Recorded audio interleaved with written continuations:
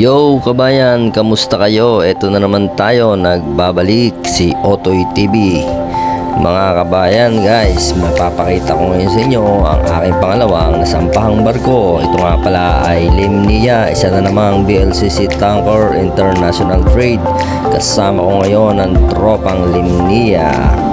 May mga bagong kaibigan, bagong kasama at meron din namang luma kagaya ni Boston. Okay yan, solid yan. Oops, may jigsaw.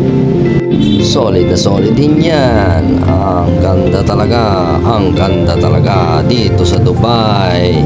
Pa-thumbs up ka na lang. Pag-alagala ngayon, naghihintay ng sasakyan. Oops, ayan na yung sasakyan. Ang bilis naman makadating. Biyahe na tayo, papunta tayo sa Fujairah. Ang nadaanan namin nga pala dito guys ay puro bato, desyertong bansa, desyertong lugar. Tingnan natin kung anong itsurang barko. Napakagandang barko, napakalaki talaga, dambuhala talaga guys. Hindi ako makapaniwala hanggang ngayon. At tingnan naman natin kung ano ang aking itsura ng kabina. Ang dumi naman ng kabina na yan.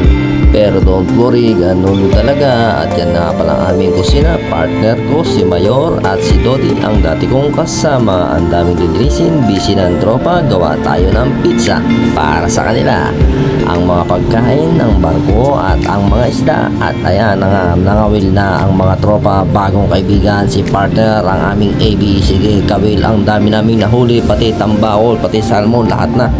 Pati diaper, pasador. Joke lang kabayan, walang pasador at diaper dyan. Napakalinis dyan sa Fujairah. Napakagandang bansa, napakalinis talaga ng dagat nila.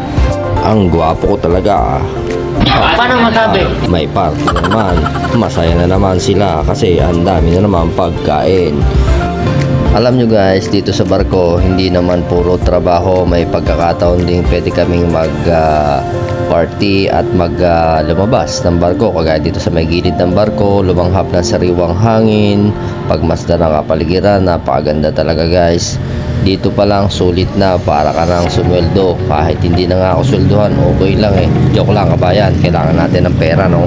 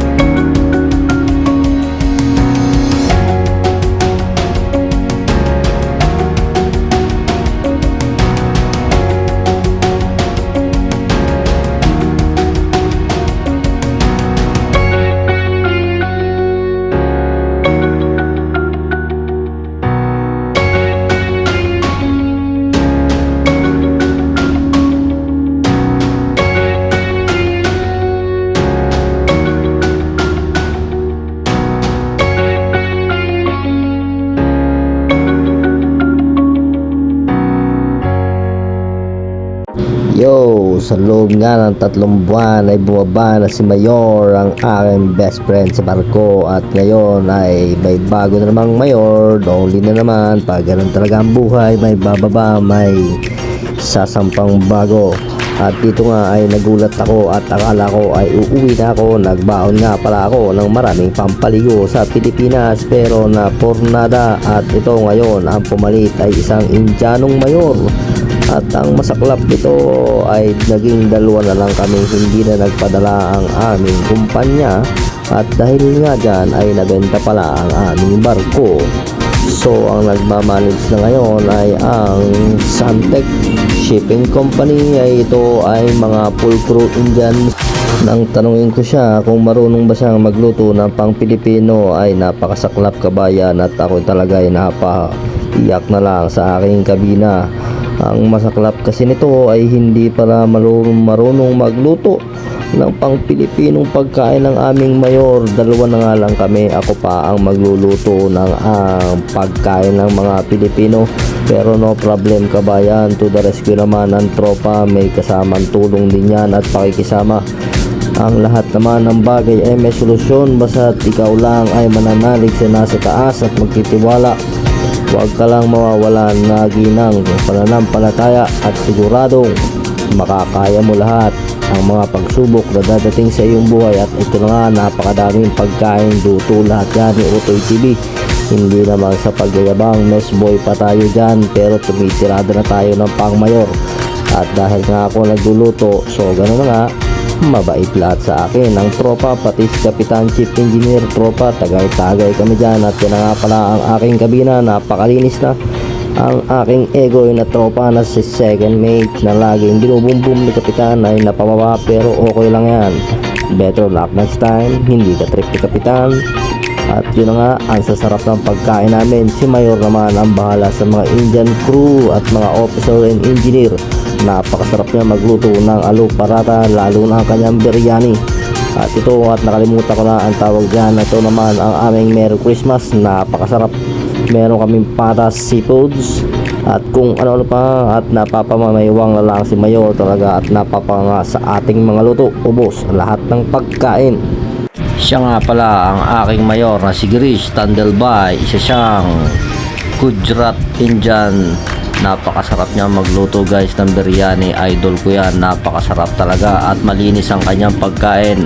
For your information lang mga kabayan, napakabait niyan, napakalinis sa kusina.